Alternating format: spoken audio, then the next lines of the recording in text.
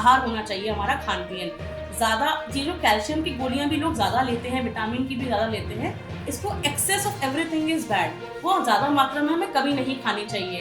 लोग बिना डॉक्टर के सुझाव के अपने आप ही कैल्शियम की गोली खाना शुरू कर देते हैं।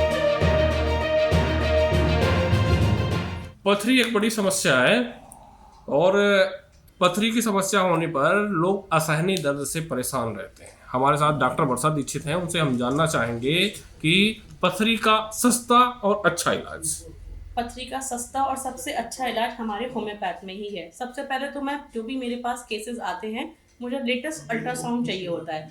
अल्ट्रासाउंड के सहारे ही हम पता लगा सकते हैं पथरी कितने साइज की है, कहाँ पे है, क्या क्या दिक्कतें आ रही हैं।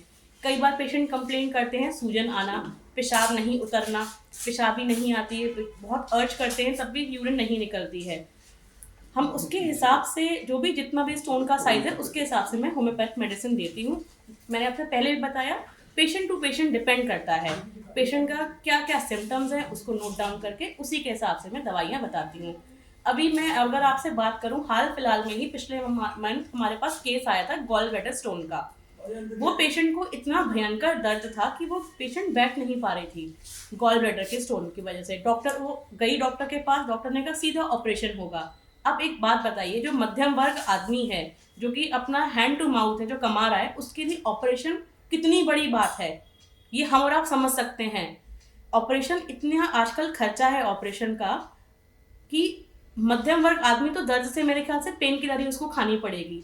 ऑपरेशन हर कोई नहीं करा सकता, पर हमने यहाँ पे अपने होम्योपैथ के साथ उनको दवाइयाँ दी और 2 महीने के अंदर उनकी पथरी आधी से भी आधी हो गई। मेरे पास गॉल ब्लैडर का ये रिपोर्ट तक है मेरे पास, मैम, इतना फर्क पड़ा। स्टोन होने की वजह क्या होती है?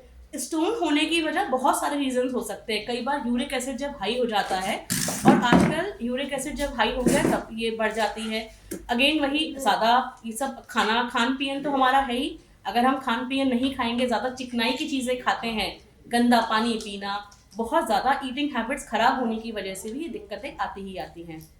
मैं बहुत महत्वपूर्ण बात आप बोले, यूरिक एसिड बढ़ने पर लोगों को जोड़ों में दर्द भी हो जाता है। बिल्कुल। ठीक है, ऐसी स्थिति में लोगों को क्या करना चाहिए? ऐसी स्थिति में सबसे पहले तो जितना भी आपका खान पियन है, जैसे मैं बार बार आपको खान पियन पे ही इसलिए जोर दे रही हूँ क्योंकि हमारा खान पियन बहुत संतुलित आहार होना चाहिए। हमारा खान पियन ज़्यादा, ये जो कैल्शियम की गोलियां भी लोग ज़्यादा लेते हैं, विटामिन की भी ज़्यादा लेते हैं, इसको excess of everything is bad. वो ज़्यादा मात्रा में हमें कभी नहीं खानी चाहिए। लोग बिना डॉक्टर के सुझाव के अपने आप ही कैल्शियम की गोली खाना शुरू कर देते हैं। यूरिक एसिड वगैरह की अपने आप बीमारियां पैदा कर लेते हैं ये सब चीज़ें करने से। आर्थराइटिस के जो केसेस हैं वो सबसे ज़्यादा इसीलिए बढ़ते हैं। यूरिक एसिड जो होता है, प्रोटीन डाइट लेना बिना बताए, प्रोटीन रात को लेट खाना खाना, फ्रिज का रखा हुआ फ्रोजन खाना खाना, जितना भी हम फ्रिज का रखा हुआ खाना खाएंगे, नॉन स्टिक बर्तनों में जितना हम बनाएंगे, एल्युमिनियम में बनाएंगे, उतना हमें आर्थराइटिस की दिक्कतें बढ़ेंगी।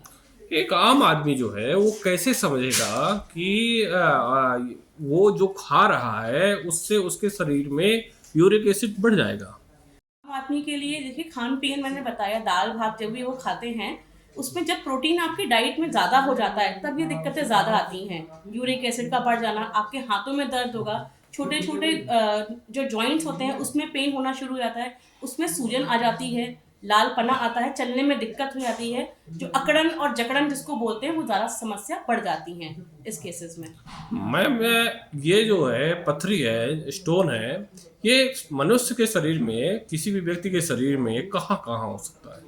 सबसे बड़ा तो गॉल ब्लैडर में हो सकता है, किडनी में हो सकता है, आपके नहीं पेशाब की थैली में हो सकता है, ये कहीं भी हो सकता है स्टोन। और सबसे खतरनाक सबसे जो स्टोन? खतरनाक है वो गॉल ब्लैडर का ही माना जाता है। अगर वो फंस जाए तो फिर ऑपरेट ही कराना पड़ता है कई बार। तो अगर वो ठीक साइज में है जिसको हम लोग कर सकते हैं तो हम डेफिनेटली करते हैं कि ऑपरेशन ना कराना पड़े, उतनी स्थिति विकराल ना हो।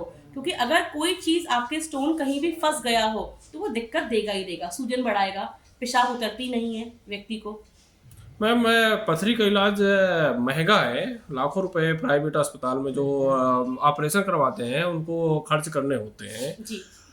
तो अगर किसी को पथरी हो गई है, ग्रामीण क्षेत्र में है, असहनीय दर्द हो रहा है, तो वो बार बार पेन किलर इस्तेमाल करता है, ये कितना खतरनाक हो सकता है? पेन किलर लेना तो वैसे ही बहुत खतरनाक होता है, पर गरीब आदमी का क्या करेगा, उसके पास तो कोई विकल्प ही नहीं होता पेन किलर के अलावा, क्योंकि उसको कमाना है, खाना है।